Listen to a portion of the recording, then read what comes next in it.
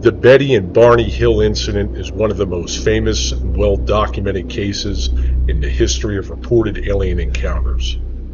The incident took place in September of 1961 when Betty and Barney Hill, a couple from New Hampshire, claimed to have been abducted by extraterrestrials. Dr. Benjamin Simon, who specialized in hypnosis, a common therapeutic technique at the time, offered to perform hypnosis on each of them to hopefully ease some of their post-traumatic stress from the incident. Both Betty and Barney recounted experiences of being taken aboard an alien spacecraft and being subjected to examinations by beings they described as not human. Physical evidence of the encounter was also present. They both noticed inexplicable phenomena such as shiny concentric circles on their car's trunk, which allegedly caused a compass needle to whirl rapidly when brought close to them. Their watches stopped working, and Barney's shoes were scuffed in an unusual way. They had both also experienced about 2 hours of time they couldn't account for. The Hills' story is notable for the extremely detailed nature of their account and the fact that it was one of the first widely publicized reports of alien abduction, which included the use of regressive hypnosis to recover memories of the event, which would become a common practice in later abduction claims. I warn all of you, this video is long as you will hear in explicit detail everything from their incident under hypnosis as Dr. Simon did. Their fear is real. Their tears are real. And their polygraph results also reflect they are telling the truth. In 1964, a pivotal moment occurred that forever altered the way we perceive extraordinary encounters. Barney Hill, along with his wife Betty, claimed to have experienced an otherworldly encounter on the fateful nights of September 19th through the 20th, 1961, while traveling through the enigmatic White Mountains of New Hampshire. Their account was nothing short of astonishing.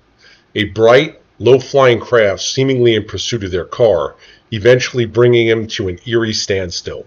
The couple went to describe an inexplicable abduction, recounting their experience of being taken aboard the alien craft and subjected to a series of perplexing medical examinations by enigmatic humanoid beings. Seeking answers and understanding, the Hills turned to Dr. Benjamin Simon, a prominent Boston psychiatrist, is renowned for his expertise in hypnotherapy and the exploration of repressed memories. In today's video, we delve deep into Barney Hill's hypnotic sessions with Dr. Simon, a journey that would uncover a narrative that has both captivated and confounded the world. Join us as we unravel the mystery surrounding the Hills encounter and the enigmatic hypnosis sessions that would shape their extraordinary story. We go deeper and deeper, deeper asleep. Or asleep. Deeper and deeper. Fully relaxed, all muscles are relaxed. You're comfortable. Relaxed. You will not be anxious or distressed, but you will remember everything and you will tell me everything. Yes. I think I will stop. And I have not stopped. And Betty said, look, there's a star moving. And I look and I see a star.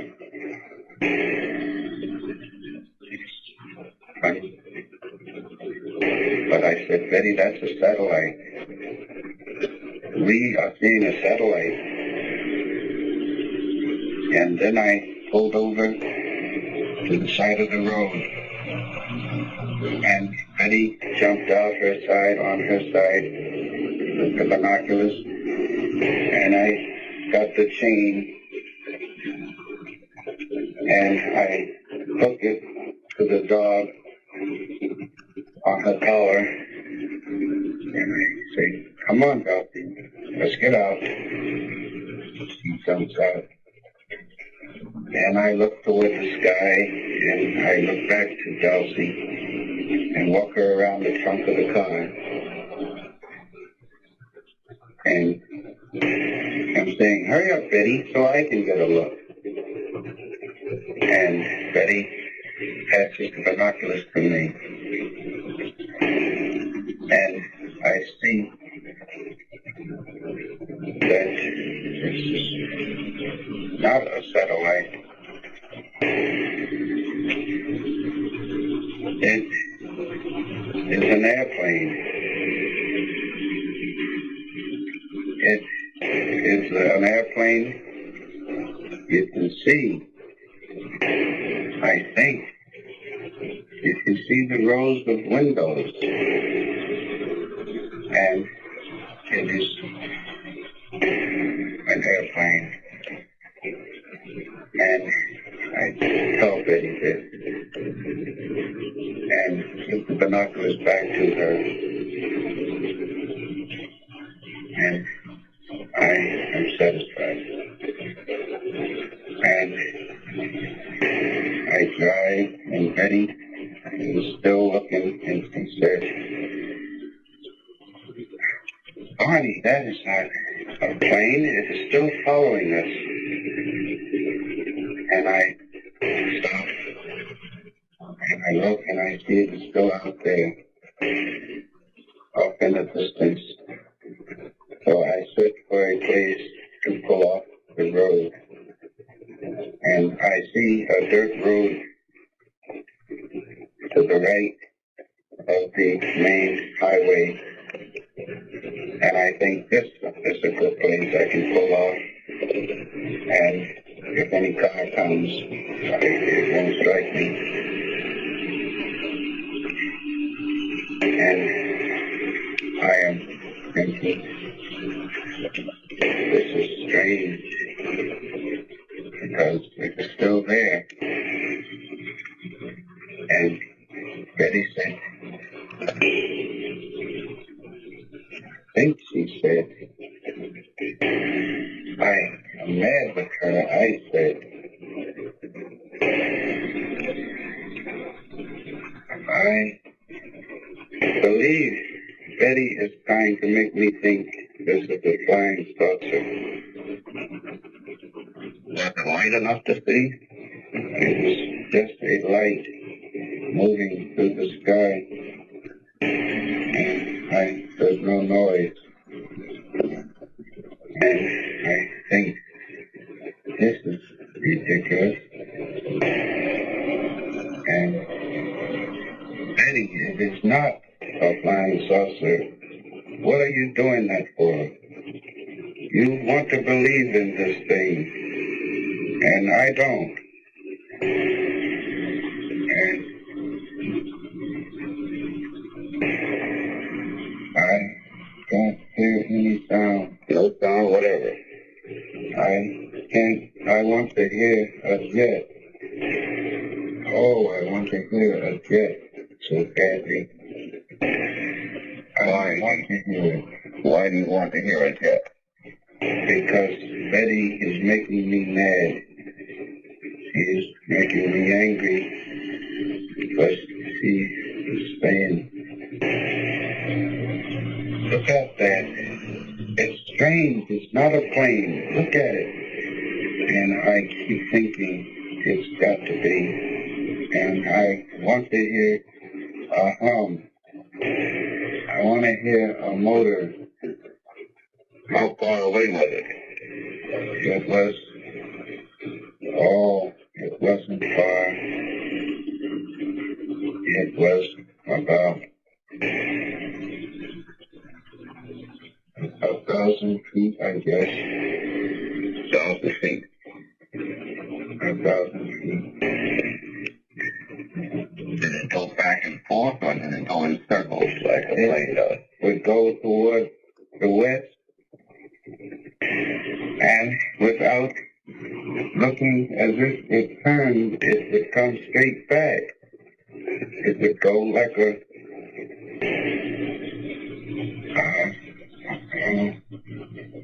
I think of a kettle and a ball with a rubber. And you hit the ball, and the ball goes straight out and comes straight back without a circle. And I think only the jet could fly that fast. And I am hoping I can find a good place where I can stop and really see this thing, whatever it is. And I see a wigwam, and I recognize this place, and I feel safe. I feel less in the current hostility. What is this place? What an area. What is this place? It is Indian Hill. I have been there before, and I feel comforted that I see a familiar place. And I think I will get a good look at this, because Betty was very annoying. She was annoying by telling me, look, and I can't look. I have to drive the car. I want to wake up. You're not going to wake up. You're in deep sleep. You're comfortable. Relax. This is not going to trouble you. Go on.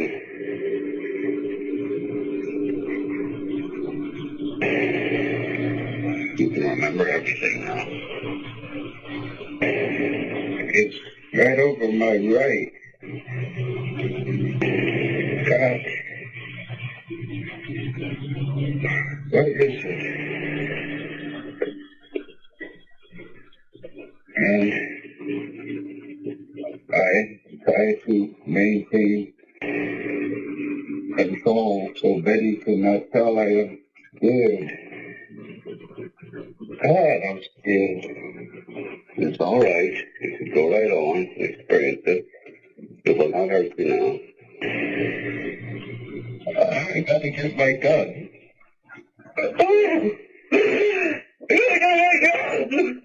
All right. All right. That's all. Go to sleep. You got to get now. Oh, You Lord. got it down. You forgot it. Calm now. Relax. Deeply relax. Deeply relax. You do not have to make any outcry. But you can remember it now. Keep remembering. You feel you have to get your gun. This is going to harm you, you felt. I opened the trunk of my car. Did I get it?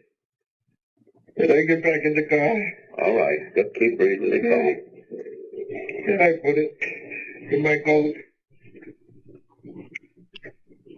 And then I get out with the binoculars. And it is there. And I look. And I look. And it's just over. And I think, I'm not afraid. I'll turn it down. I'm not afraid. And I walk out, and I walk across the road. There it is, up there. Oh, Calm down. Calm down. It's there. But you can see it, but it's not going to hurt you. Go on.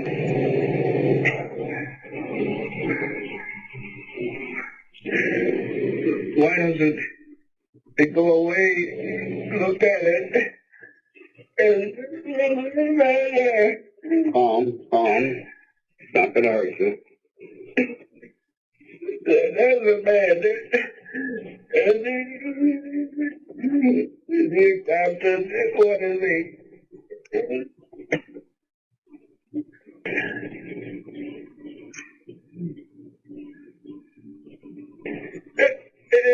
gonna look at me. Just a minute. Let's go back a little bit now. You say it's there, but did you say it was 1,000 feet away? Oh no. 1,000 yards? It doesn't look that far. It's very big. And it's not that far. And I can see it tilted toward me. Okay, what does it look like now when you say tilted? Did you see anything? Looks like a big pancake with windows and rows of windows and light of not light, just one huge light. And rows of windows like a commercial plane? Rows of windows. They're not like a commercial plane because they curve around to the size of this pancake. And I say, my God, no. I have to take my head. I got to, this can't be true. This isn't there.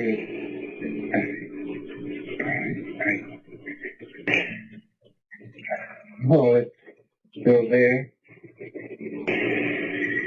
And I look up and down the road. Can somebody come and tell me this is not there? It can't be. And it's, oh, You're still asleep, but you can see it all clearly. it's there. You sure it's there? Yeah, You weren't having a dream? it's there. You had no sleep that evening? I touch my right arm. It's not my right, it's my left arm. And then I touch my right arm, and it is my left arm. I'm confused. You're clear now. You're relaxed. It's still there.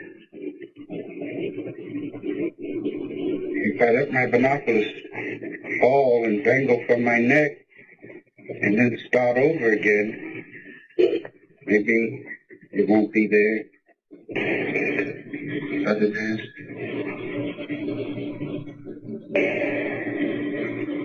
Why? What do they want? What do they want?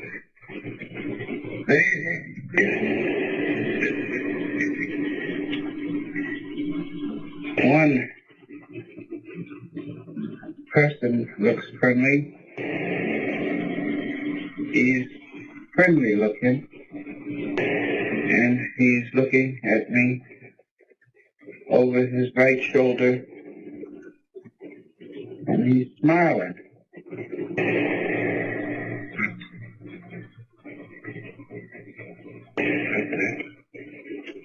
Could you see him clearly? Yes, I saw What's his face like? What does it make you think of? it's round. I think of a red-haired Irishman. I don't know why. But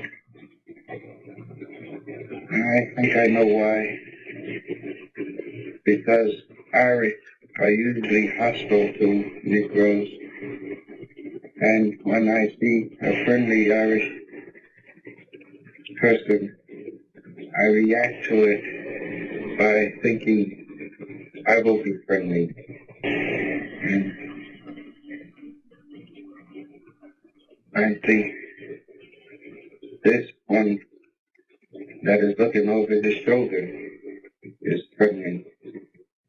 You say looking over his shoulder. Was he facing away from you? Yes, he was facing a wall.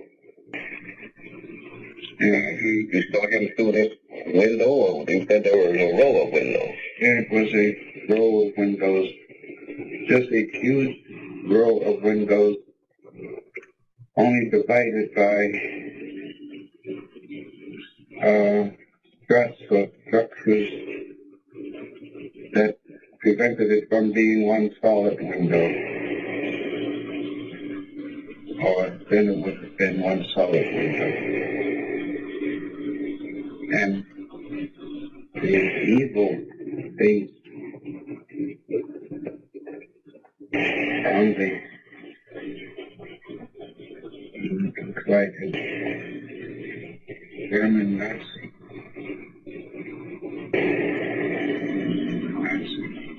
Yes. Did he have on a uniform? Yes. What kind of uniform? It was black.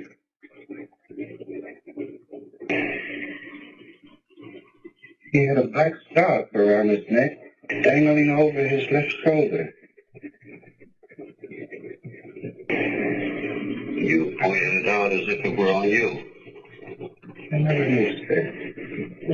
He had a black scarf on. How could you see these figures so clearly at that distance? I was looking at him with binoculars. Oh. Did they have faces like other people? You say one reminded you of a red-headed Irishman.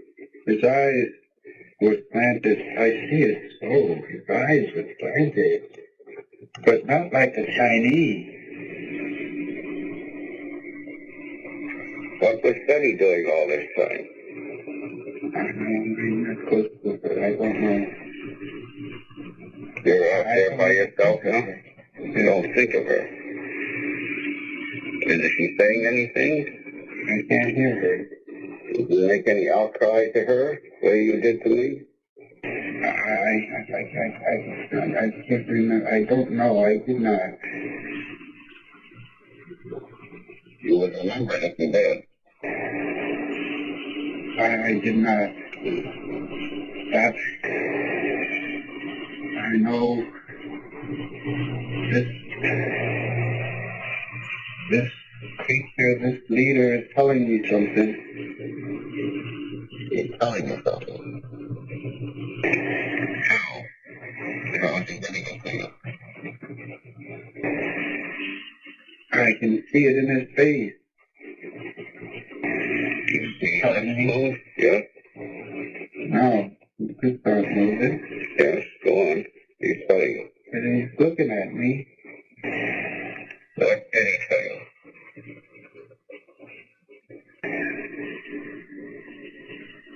Stay there and keep looking. Just keep looking and stay there. And just keep looking. Just keep looking. Could you hear him tell you? Oh, I gotta pull these binoculars away from my eyes. 'Cause if I don't, I'll just keep staying there.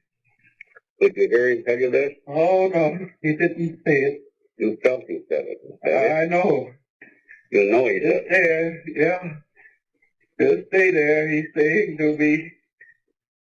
Yes, All right. I'll dig in my head. Just All right. pull the binoculars away. God, give me strength. All right. Pull it down. Pull the binoculars down. God, it says for God, give me strength. I gotta get away. Oh. All right. All right. Get away from me. All right. Calm down. Calm down. I'm dying. I Calm gotta down. get away. Oh. How could you be sure he was telling you this? Calm down. You're still asleep. Oh. How could you be sure he was telling you this? His eyes. His eyes. I've never seen his eyes before. But you said they were friendly. You said they were friendly. Oh, no. Not the leaders. I said only the one looking over his shoulder. Oh, I see. The leader was the... friendly. How did you know the other one was the leader? Because everybody moved Everyone was standing there looking at me, but everybody moved to these levers or in the back, or they went to this big board. They looked like it looked like a board,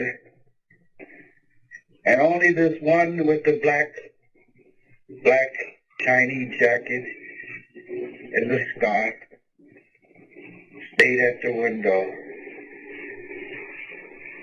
I'm driving. You going back into the car now? Yes. You put down your binoculars, did you? I got them down. Yes. And you got into the car. You think the Barney? Getting a hold of myself. I'm saying all for myself. Don't panic. Breath. Breathe. Drive the car. And stop. Go, Betty. To look out. The object was still around us. I could feel it around us. I saw it when we passed by the object. When I got into the car, it had swung around so that it was out there. I knew it was out there. Well, it's out there. But out where?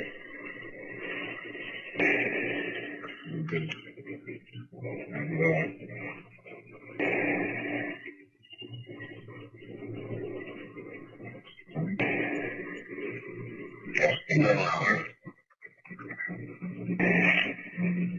I know. Route 3.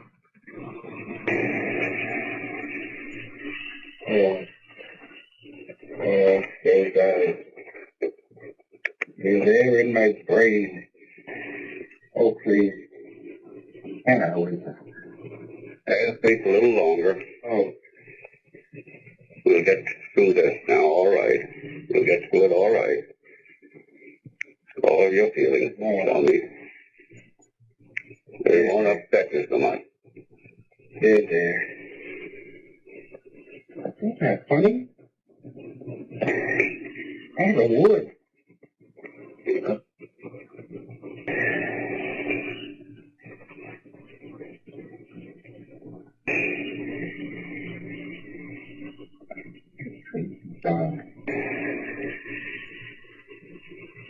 He stays in the car all the time. That's funny.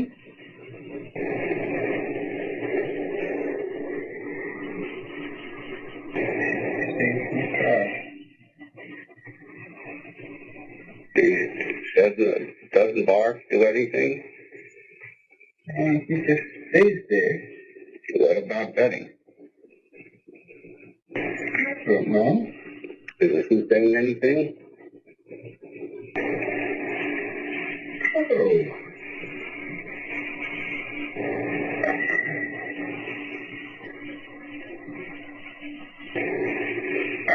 I don't understand. Are we being robbed?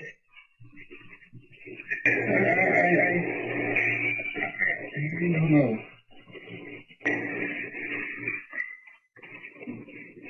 What makes you think of being robbed?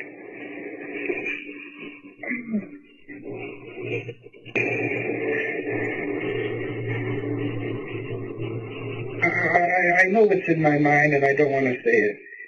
Well, you can say it to me. You can say it now. They're men, all with black jackets.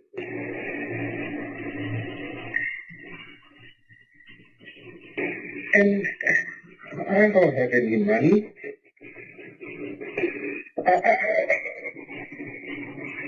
I don't have anything.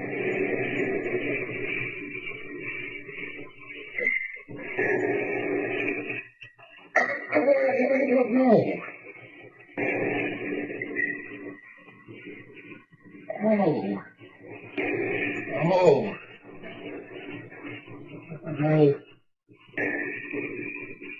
The eyes are there. Always the eyes are there. And they're telling me I don't have to be afraid. Is there an accident down the road? What's the red?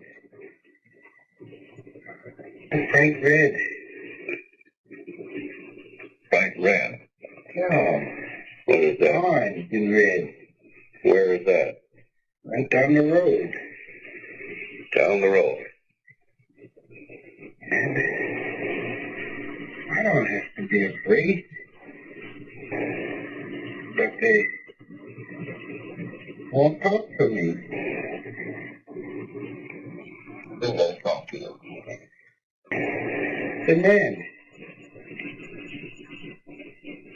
In the vehicle?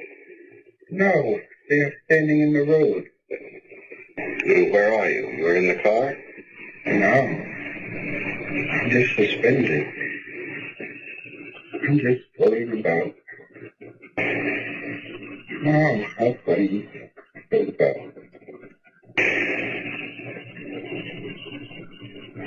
Floating? Nothing. I want to get back to the car, but just floating about. You really floating about, or is that the way you feel? The way I feel. You're still outside of the car? No, You're in the car. I'm not in the car. I'm not near the car. I'm not in the wood. I'm not on the road. Well, where are these men? I don't know. On the road. I don't know. I'm just floating about.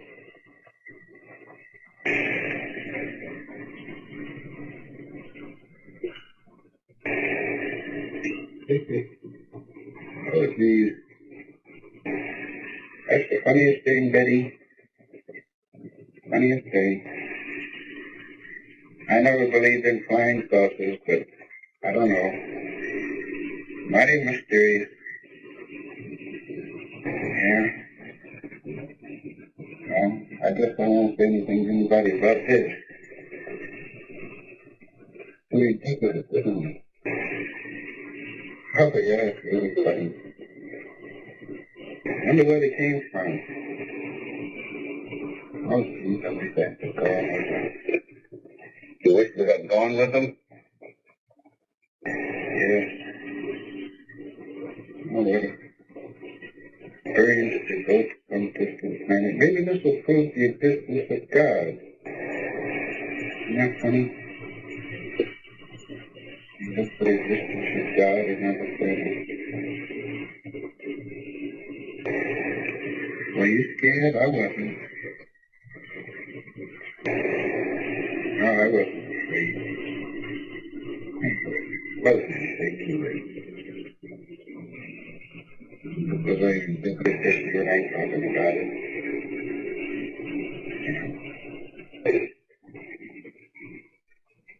Well, we're getting into Portsmouth a little later than I expected. All right, we'll stop there. You will be calm and relaxed. You will forget everything that we have had this period together until I ask you to recall it again. You will forget everything we have had done until I ask you to recall it again. You may wait now.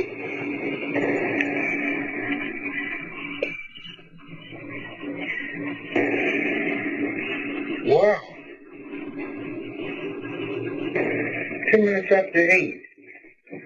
Didn't you bring me in here 10 minutes after 8? Yes. Okay. Where was I? Right here. Me. Where's my cigarette? Was I about to reach for a cigarette? Look that way. Go ahead and have one.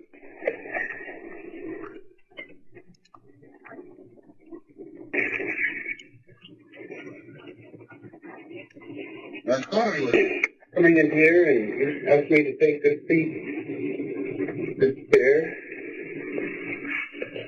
And then I was going to reach for a cigarette.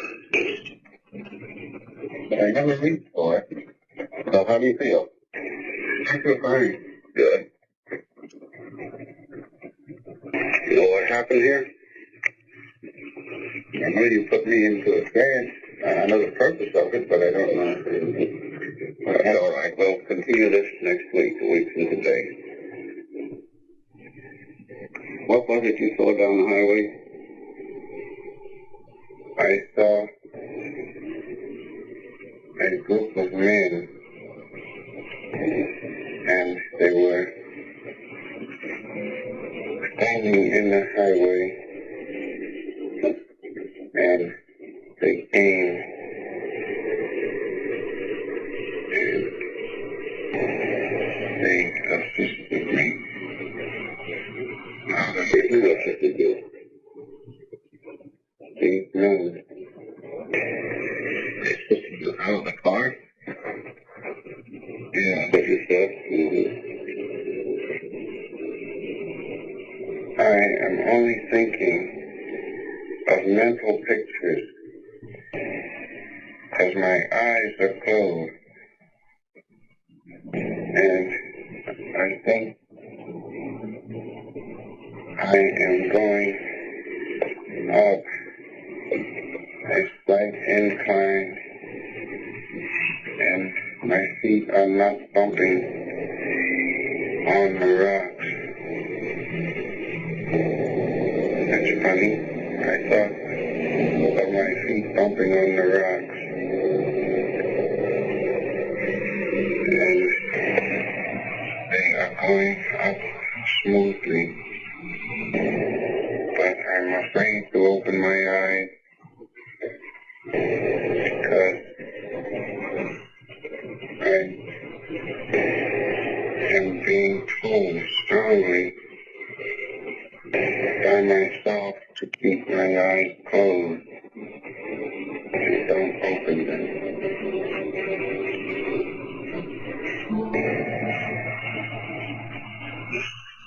And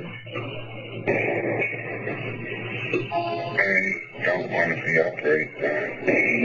You don't want to be operated on. What makes you think of an operation? I don't know. You were thinking about this when you were there on the road? I was thinking about this when I was lying on my stomach. Where were you lying on your stomach?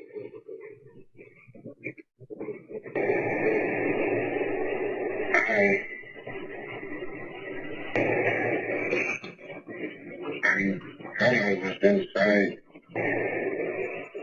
something, but I did not dare open my eyes. I have been told to keep my eyes closed. Who told you that? The man. What man? That I saw through the binoculars. Was this one of the men in the road? No. Well, who were these men in the road? Or what part did they play in it? They took me and carried me up this ramp. Did you feel you were going to be operated on? No.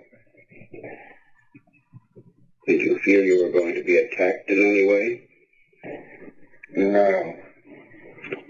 I was laying on the table, and my fly was open, and I thought, are they putting a cup around my private part? And then it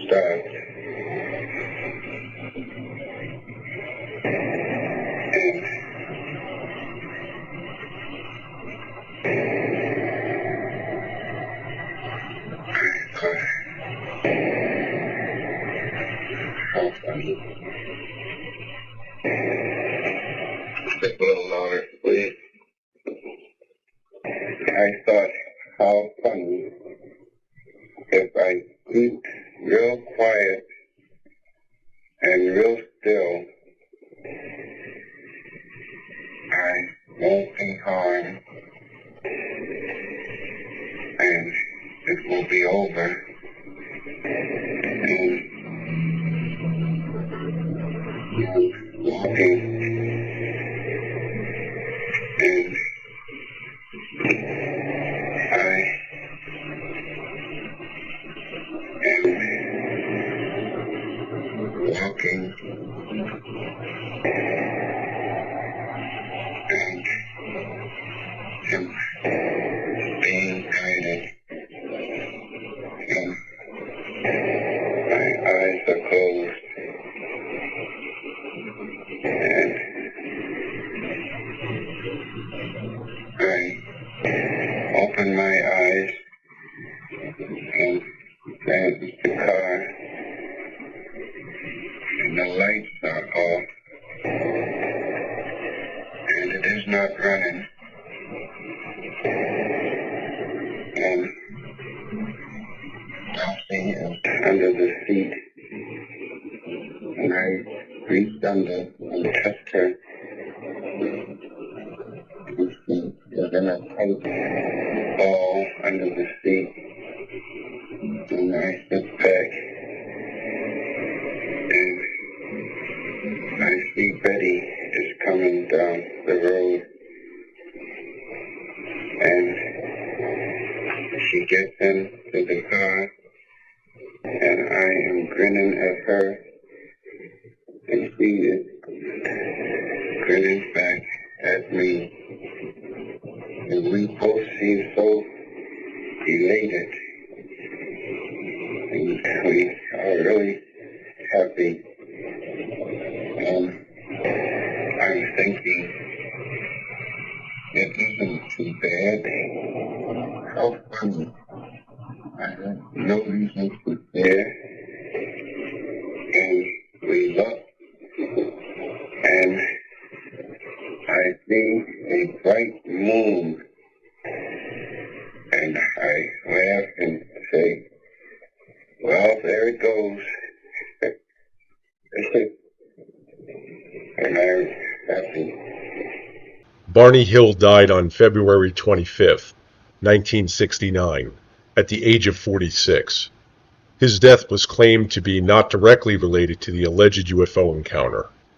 Instead, Barney Hill's death was a cerebral hemorrhage, which is a type of stroke that occurs when a blood vessel in the brain ruptures or leaks.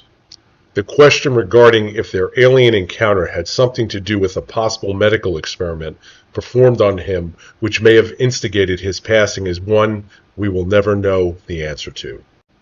Betty Hill's hypnosis sessions, like her husband Barney's, began as part of the effort to uncover repressed memories related to their alleged UFO abduction experience. After their encounter on the nights of September 19th through 1961 in the White Mountains of New Hampshire, Betty and Barney Hill sought the assistance of Dr. Benjamin Simon, a prominent Boston psychiatrist known for his work in hypnotherapy and the treatment of post-traumatic stress disorder. The hypnosis sessions for both Betty and Barney Hill began in early 1964, more than 2 years after their alleged abduction. Dr. Simon conducted separate sessions for each of them to help them recall the details of their experiences aboard the UFO and medical examinations they claimed to have undergone. During these hypnosis sessions, Betty Hill, like her husband, provided detailed accounts of their alleged encounter with extraterrestrial beings. These accounts would later become a central part of the case's documentation and the subject of extensive research and media coverage. Betty Hill's hypnosis sessions, along with Barney's, played a crucial role in shaping the narrative of the UFO abduction story. Betty and Barney Hill both underwent polygraph examinations to assess the credibility of their claims regarding the UFO abduction experience. These polygraph tests were conducted by Captain James A. McDonald, a respected polygraph expert and retired Boston Police Department officer. Betty and Barney Hill both passed their polygraph examinations, which added another layer of support to their account of the UFO abduction. The results of these polygraph tests were seen by some as further evidence of the Hills' sincerity and belief in their experiences. I ask you to listen to this with open minds.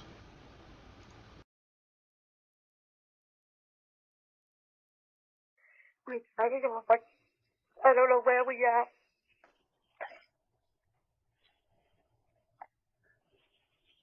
I don't even know how we got here. Barney and I, we've been driving, and I don't know how long, and we haven't even been talking. I just been sitting here feeling that something's going to happen. And I'm not really too afraid. Except right now I am. At that time I didn't feel afraid.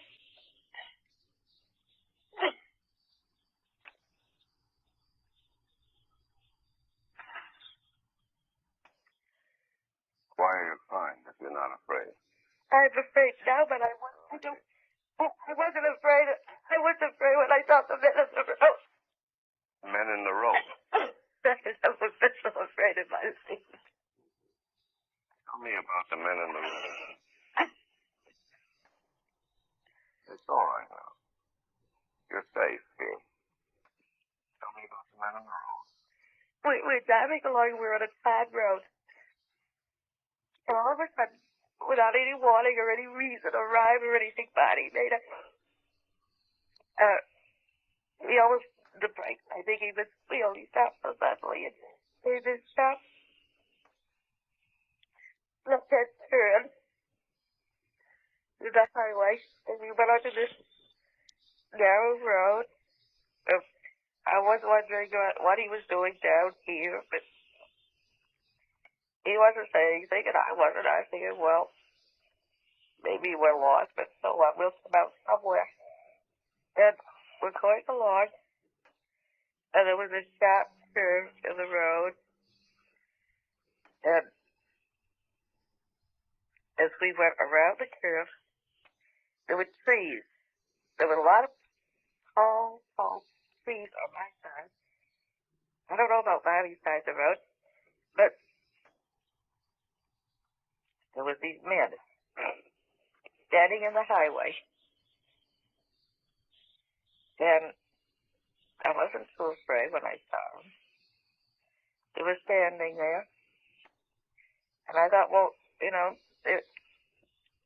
there was doubtful. There was, I don't know. And they were just, you couldn't get a good look at them. But then I thought, well, are they in a car and the car broken down, or what are they doing there? Then Barney first had to stop, and then he stopped the car. Then these men started to come up to the car. They separated. They came up in two groups. And when they started to do that, I got real scared. Then the car motor died.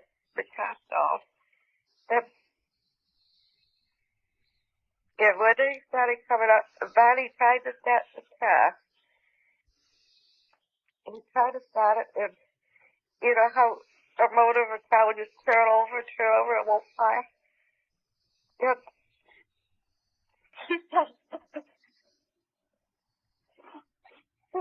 You did what? He tried to stop the car, and it won't stop. And the medic coming, so I think, well, I can get away from this. If I get the car door open, I can run in the woods and hide. And I'm thinking it, and I just, my hand on the car door and open it. And the men come up, and they open it for me. And they open the car door, and this very big bed.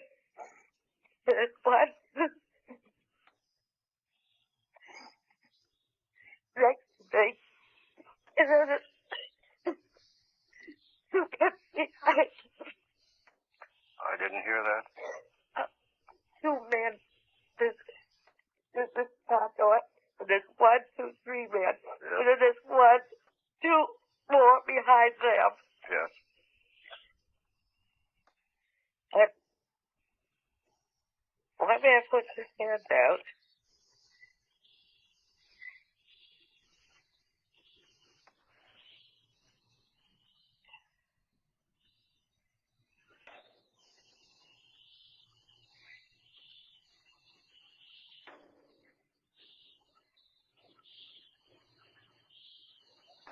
Go on.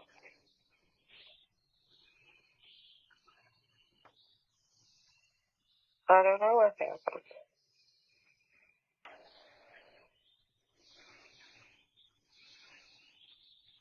You can remember everything now.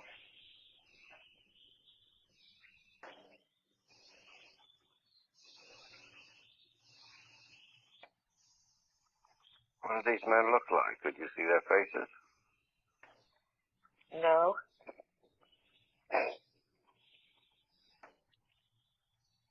How were they dressed?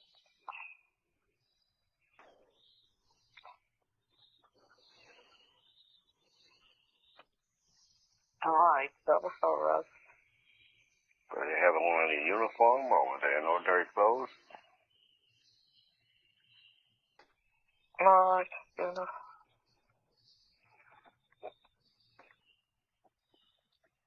Uniform. Does it resemble any uniform you know?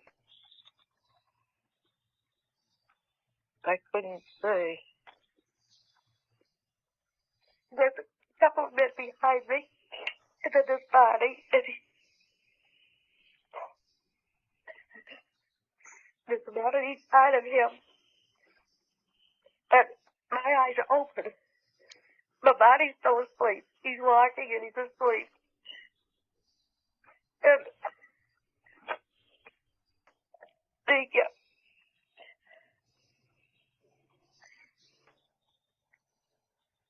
I begin to get mad.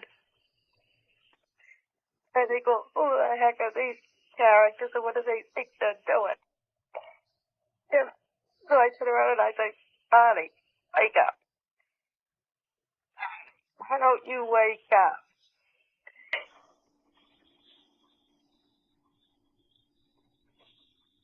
And he doesn't pay any attention. He keeps walking.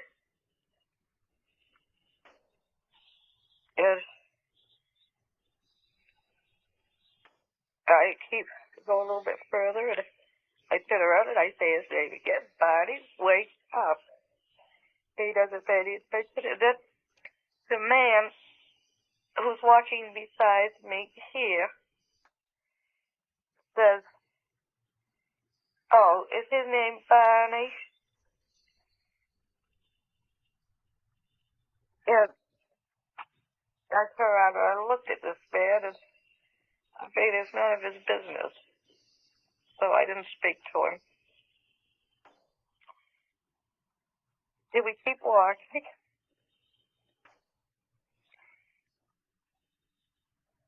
And I tried to wake Barney up again. He said, Barney, wake up. And he doesn't. So the man said, he asked me again. He said, is Barney his name? Then I wouldn't ask him. So then he said, don't be afraid. You don't have any reason to be afraid. We're not going to harm you. But we just want to do some stuff. When the tests are over with, we'll take you and Barney back and put you in your car. And you'll be on your way back home in no time. And so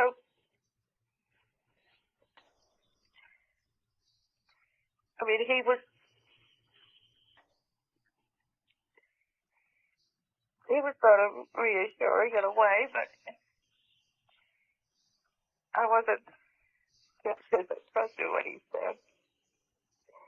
But I wasn't sure what was going to happen, and we kept walking, and the body was still asleep, and then... You mean he was walking in his sleep? Yeah, he was just like sleepwalking. These men spoke good English? Only one spoke, the one who was on my left. And then he was more or less...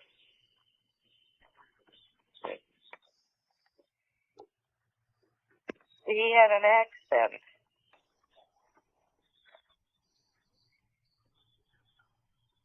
He's sort of a foreign accent. But he was very, businesslike.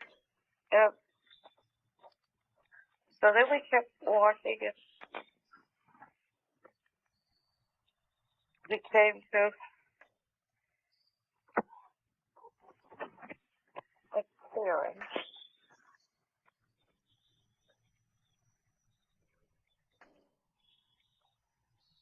And there was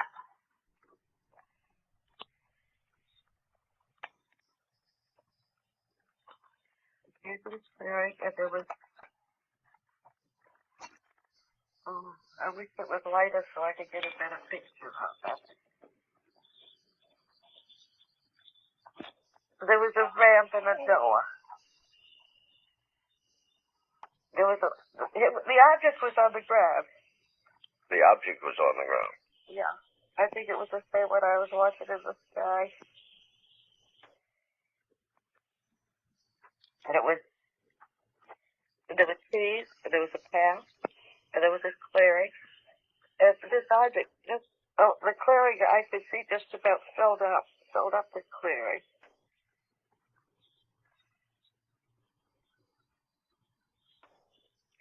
And they're taking me up to the object. Now, I don't want to go on it. I don't want to. I don't know what's going to happen if I go on it. I don't want to go.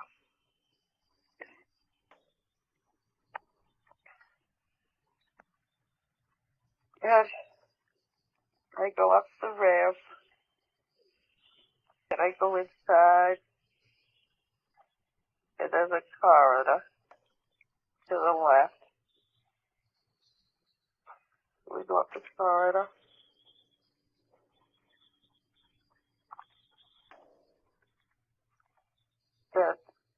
There's a room, and they start to take me in the room. Some of the men come in the room with this man who speaks English and me. They stay for a minute. I don't know who they are. I guess maybe they're the crew. But they only stay for a minute. And the man who speaks English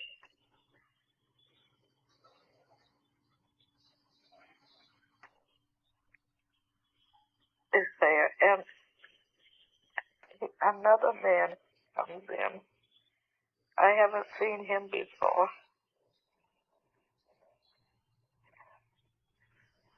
I think he's a doctor.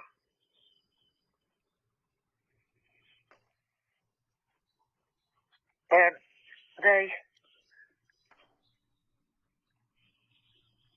came in the door.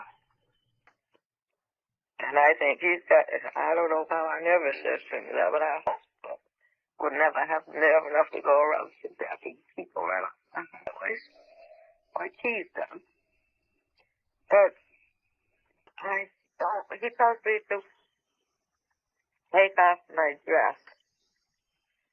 And he's supposed to take off my dress, and then before I even have a chance hardly to stand up to do it, the examiner had my dress has a zipper down the back. Down the back? Yeah, it has a zipper down the back. And the examiner unzipped my dress. It goes way down on my waist. And So I put my dress on. As I don't have my dress or my shoes on. And there's a next over away to the stool, and then there's sort of in the middle of the room is a table. Table. It's not up very high, about the same height as the desk. So I lie down on the table on my back, and he brings over this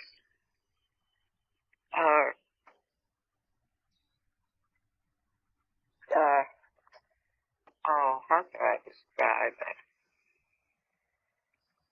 They're like needles. There's a whole cluster of needles, and each needle has a wire running from it. So then they roll me over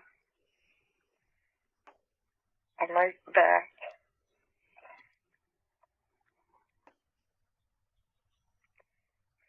Then the examiner has a long needle in his hand. And I see the needle. And it's bigger than any needle I've ever seen.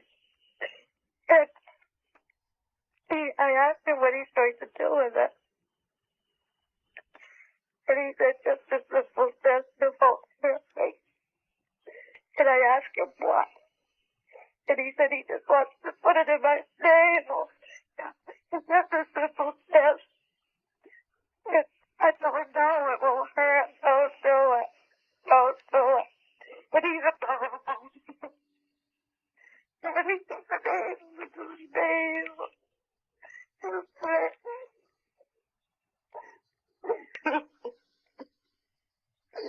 And I'm tired, and I tell him it's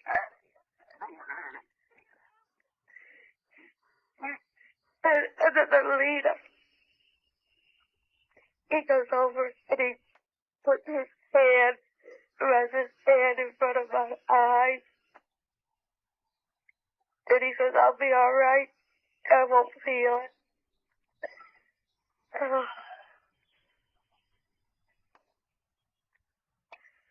And all the pain goes away.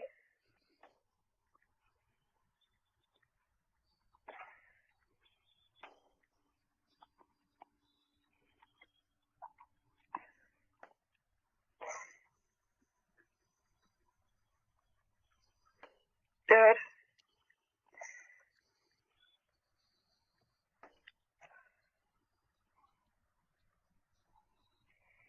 Dad. But the pain goes away, but I'm still sore for where they put I don't know why they put that lucky in my navel. I tried to tell them at least they could do it. But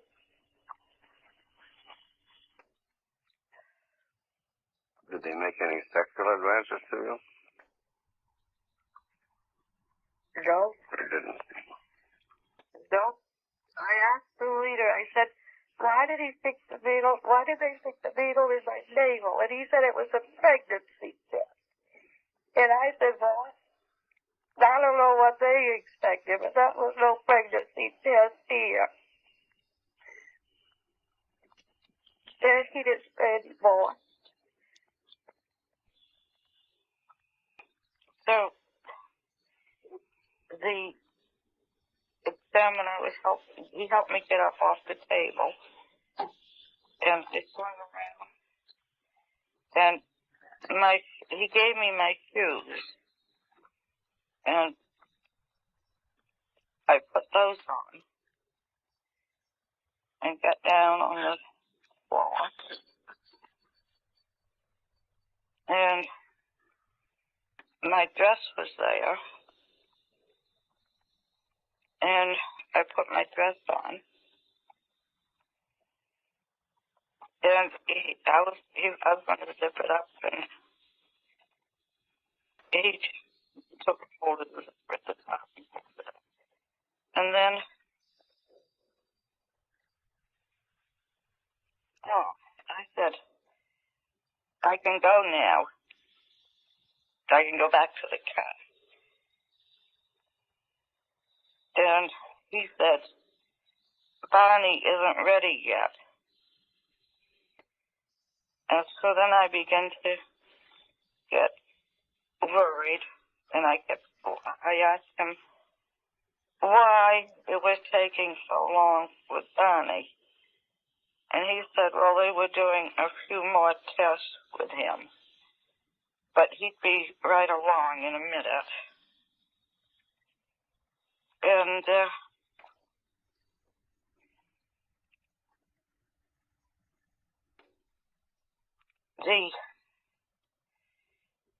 there was a cabinet there, and the doctor, the examiner, he had gone out of the room. There was just the leader and me there. And the man who did the examining, he did the testing, and he left. And so there was just the leader and me. And so I felt, I was grateful to him because he had stopped my pain. And now I wasn't afraid at all. And so I started talking with the leader. And I said to him that this had been quite an experience. It was unbelievable that no one would ever believe me, and that most people didn't even know he was alive, and that what I needed was some proof that this had really happened. So he laughed, and he said, well, what kind of proof did I want? What would I like? And I said, well, if he could give me something to take back with me, then people would believe it. And so he told me to look around, and maybe I could find something I would like to take. And I did, and there wasn't much around, but on the cabinet there was a book, a fairly big book. So I put my hand on the book and I said, could I have this?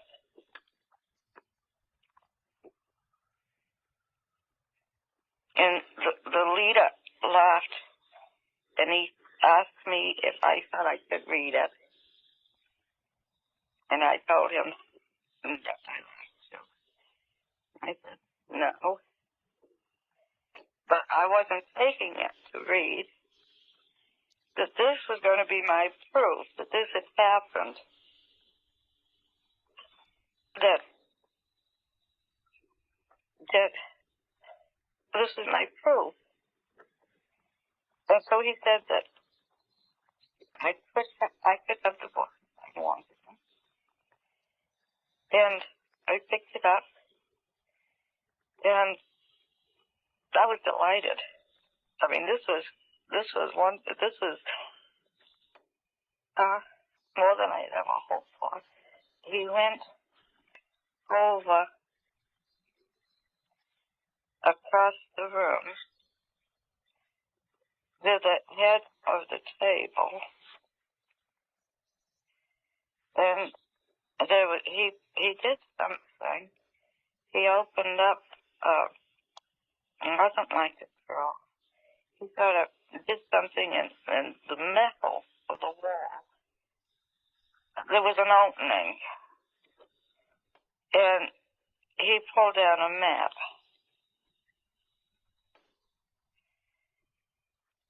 And he asked me, had I ever seen a map like this before? And I walked across the room, and I leaned against the table, and I looked at it.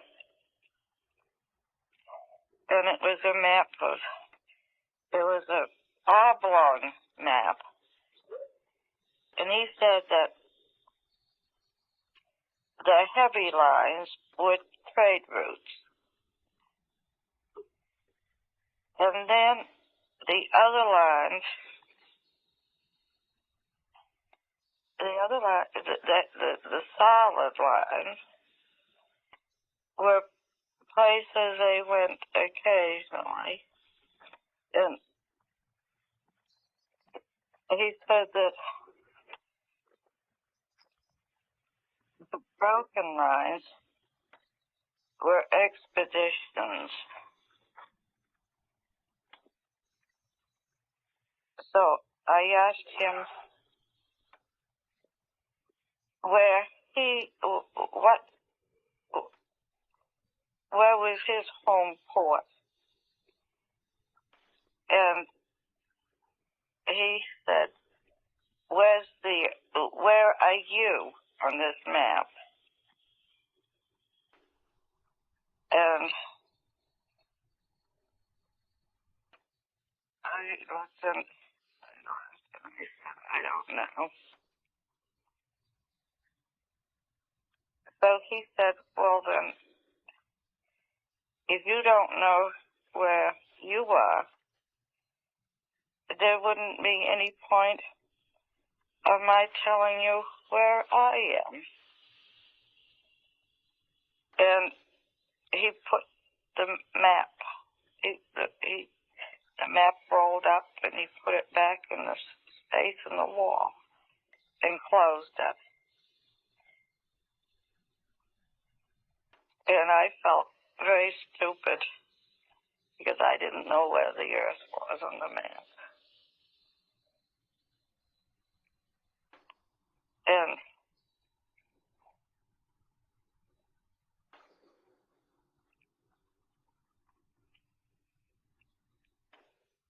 I asked him, well, could he show me? Could he open up the map again and show me where the Earth was? And he just laughed. And then I got the book. I still got the book. I'm carrying the book. I got it in my hands. It's a big book. And so I went back to the cabinet and put the book down and started to look through it again. And there was all of a sudden this noise out in the hall. And some of the other men come in, and with them is the examiner. And they're quite excited. So I asked the leader, I said, what's the matter? Did something happen to Barney? What is that? It's something to do with Barney. And the examiner has me open my mouth, and he starts checking my teeth, and they're tugging at them. And I asked him, what are they trying to do? What were they doing at them? They were tugging at my teeth. Yes. And the examiner said that he was very excited, and he said that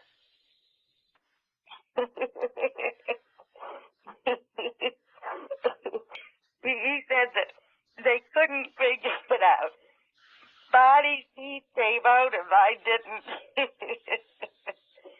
And I was really laughing. And I said that Barney had I didn't. And that's why his teeth would come out. And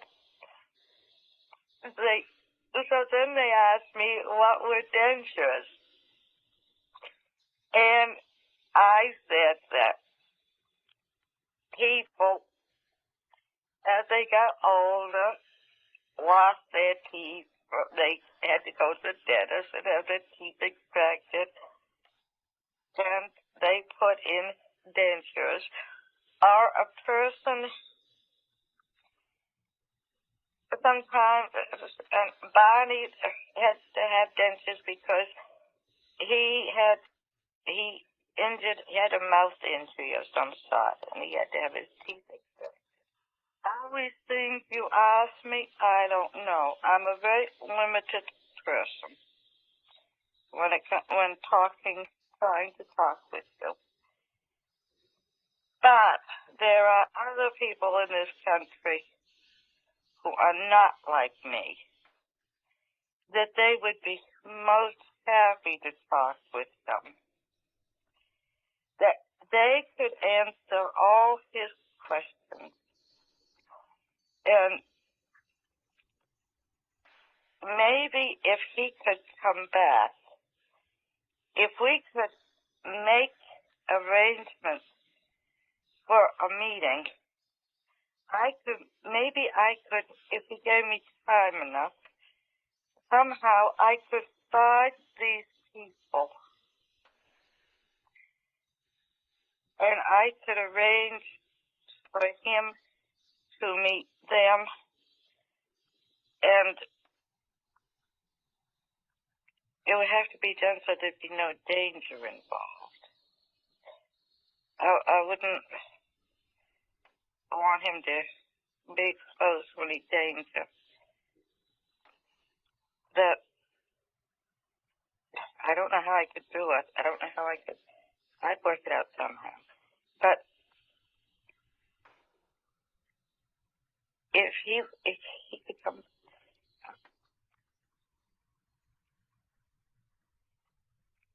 I want him to come back. I want him to see. And he's just looking at me. And will you come back? Can we work out something? And then his questions would all have answers, and other people could get all the things I'd like to know too. And he says, I don't know. It's not my decision to make. So I said, well, could you discuss it with the person who does have the decision to make? And he said, yes. And I said, well, if you do decide to come back, I mean, if it can be worked out, I would need time. It would take some time. I mean, I just couldn't go out on the spur of the moment and round up people to meet with you. It would have to be people that we knew would be all right and would have the background and all. And I wouldn't even know where to meet him. And he laughed. He said, don't worry. If we decide to come back, we'll be able to find you all right. But I said, but I don't live around here. I don't live in this area. And he said, we'll find you. And I said, how? How will you find me? Out of millions of people. And he said, we will. We always do find those we want to. And I said, well, now what do you mean by that remark? And he just laughed. And then Barney's coming. They're bringing Barney out I hear the men out in the corridor. And I said, Barney's coming. He said, yes, you can go back to the car now. And I got the book. And Barney's coming out. And Barney's eyes are so shut. Good heavens. He's missing a lot. I wonder if he made him keep his eyes shut or if he can't. So, they, now it's time to go back to the car, and the leader said, come on, we'll walk back to the car with you. I said, all right. I said, but I wish I knew if you were going to come back. They said, well, we'll see. And we're out into the corridor. Barney's behind me with his eyes shut. There's a man on each side of him. And I'm all ready to go down the ramp when some of the other men, not the leader, but some of the other men are talking. I don't know what they're saying, but they're very excited. And the leader is saying, he's saying something, and they're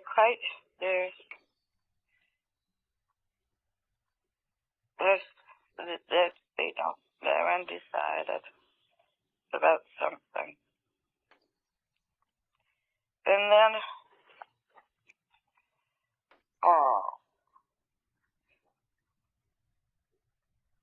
the leader comes over and takes my book.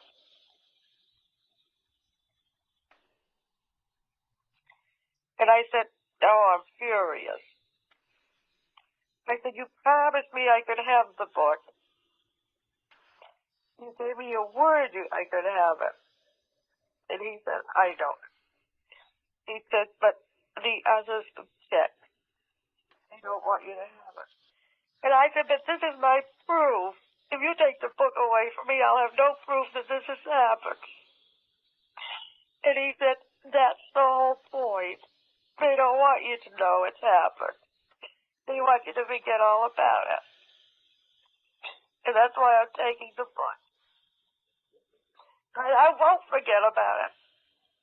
You can take the book, but you never can make me forget about it. Because I'll remember it's the last thing I ever do.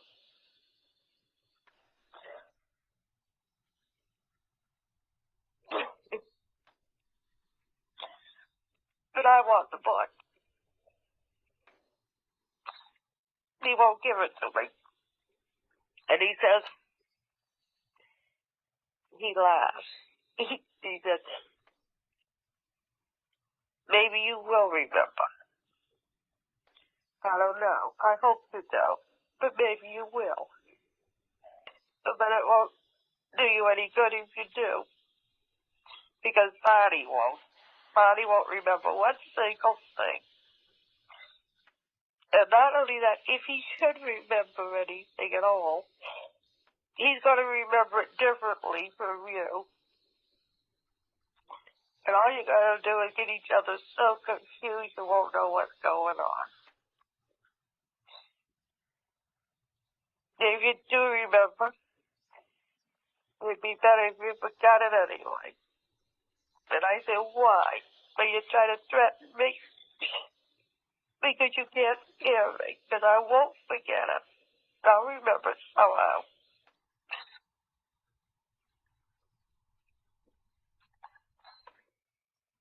So then he's, all right, now, come on, let's go back to the car. We'll take you back to the car. And, I've been standing there on the side of the ramp talking to him. And I'm not mad now. And they've taken Barney ahead while we were talking. So the other men are going ahead. And he said,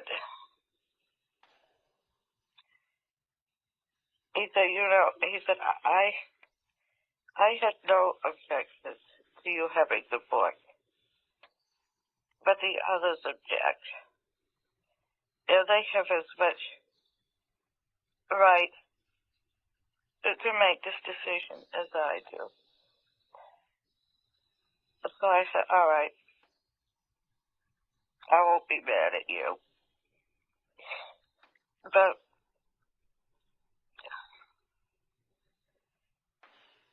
it is the most, I wish I could be able to have some proof of this. Because it's the most unbelievable thing that's ever happened. Betty, the polygraph can only determine what you believe to be so. Mm-hmm. In trying to bridge from what you believe to be so, whether it is so or not, I think probably the best thing to use is the star map. At least the star map is something that brings us into reality as those who have never had your experience would know it. In other words, there is a map that you drew prior to the time a couple of stars were discernible because they didn't have the equipment in 61 or 65 to see those stars, and subsequently that map became validated. Is that correct? Mm-hmm. Okay. I think that trying to bridge what you believe to be so and what is in fact so, if we address the polygraph examination to how you obtained the information with which to draw the star map, we might at least strike at some form of reality as opposed to your perception, which you may think is very real, but which may not, in fact, be real. So if we try to make the bridge with the star map, and we ask you questions along the lines of, did you obtain the information to draw that star map from a UFO, and then reverse it, did you obtain it through any other source, we can determine what you at least believe in relation to the star map. And then what we've been using basically in these areas of psychic phenomena, and with some success, is to ask you whether or not you think this whole thing is a hoax. I think quickly we can strip away, if it is a hoax, your belief that what you're saying is so when you know in fact it isn't so.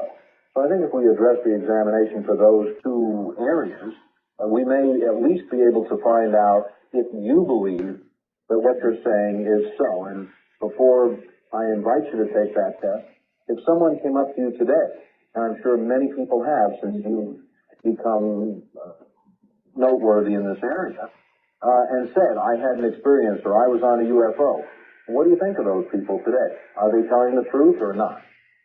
I would want a great deal more than just a person's word that the person's been on a UFO. Well, the stamp is a tangible product of this whole experience.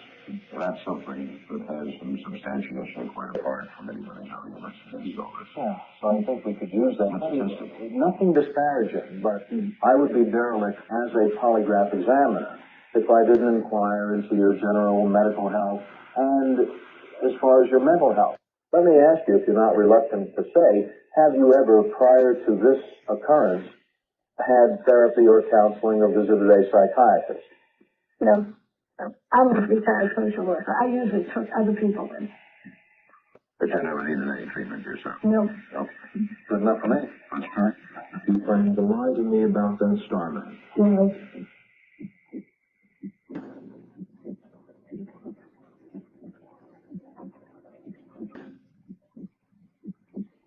Did you initially receive that star map information while on boarding UFO? Yes.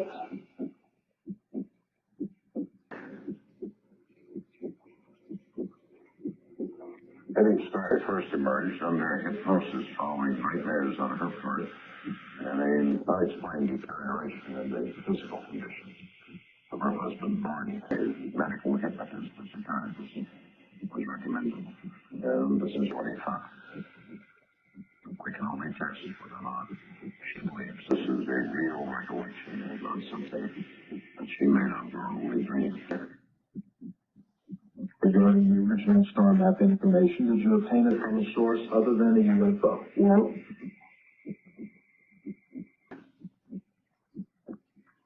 from New Hampshire are typically swift and direct in their answers.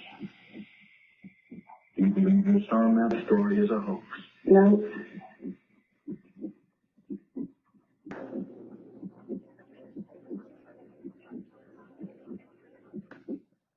This test is over. Remain still for 10 seconds, please.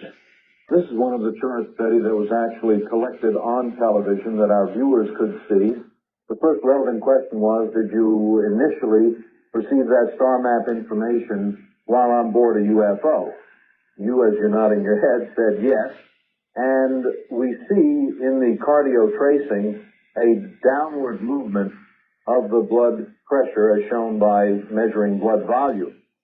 We contrast that with the question before where there was a slight upswing, and more notably here in the respiration tracing, we see a very long sustained suppression when you answered the control question and almost nothing happening when you answered the relevant question, indicating a lack of stress or what we call a lack of reaction to the relevant question. Let's go to the second question. The second question was a restatement of the first. Regarding the original star map information, did you obtain it from a source other than a UFO? Now, when you created the star map, I don't believe there were any sources that could have given you those two other stars, but the question is, what did you believe? You said, no, you didn't get it from a source other than a UFO, and there's absolutely nothing happening here in this cardio tracing, showing a lack of stress when you said no to that question. But the question before, we see that you're capable of significant cardio response because we see it here with this tremendous upswing. Here again, the respiration pattern, there's that suppression that we noted in the earlier question, nothing happening in the relevant question. Let's go to the third question, dealing with whether or not you believe that your story is a hoax. What it said, you believe your star map story is a hoax. You said no. Blood pressure's going down. Galvanic skin response shows 6 chart divisions, and we contrast that with the question before, where you had many more chart divisions in the galvanometer, a significant baseline arousal in the respiration tracing. Putting it all together, Betty, you believe what you're telling us, and I wouldn't want to alienate an alien and say it isn't so. All I can tell you is you believe what you're saying. I do. We now have an astronomer who'll back you up. I guess a whole bunch of them. You can't very well describe stars that haven't been discovered without some kind of help. But we have a scientist who's a doctor who's born to hypnosis and the techniques that he believes were totally legitimate. Came out with this story, showing at least it was in your mind. It was very real. And we have the time gap. The 2 hours have disappeared from your lifetime until he restored them. And now we have a paragraph which says, you're much more disturbed by general character questions than you are by questions about the authenticity of your story.